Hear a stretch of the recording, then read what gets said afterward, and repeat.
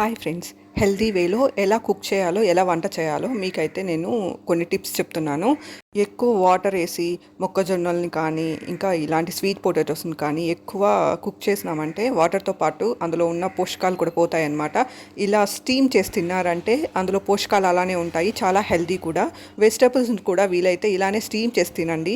మీరు ఎక్కువ ఆయిల్ వేసి నీళ్లు పోసి అలా చేశారంటే, ఉడికిచ్చారంటే నీళ్ళతో పాటు సగం పోషకాలు పోతాయన్నమాట. ఇంకా ఆయిల్ యూస్ చేయడం వల్ల మీ బాడీలో ఫ్యాట్ కూడా పెరుగుతుంది. ఇలా కుక్ చేసి తిన్నారంటే చాలా హెల్దీ.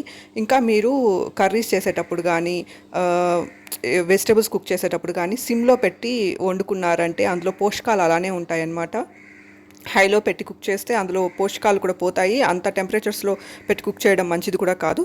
ఆయిల్లో ఎక్కువ డీప్ ఫ్రై చేసిన ఐటమ్స్ని కూడా ఎక్కువ తినకండి. ట్రాన్స్ ఫ్యాట్స్ రిలీజ్ అవుతాయన్నమాట ఆయిల్లో డీప్ ఫ్రై చేయడం వల్ల. గ్రిల్ చేసి వండిన చికెన్ ఫ్రైస్ అలాంటివి కూడా ఎక్కువ తినకండి. అవి కూడా హెల్త్కి అంత మంచిది కాదు. ఇలా నేచురల్గా తినడం చాలా మంచిది. Thanks for watching my video. Thank you.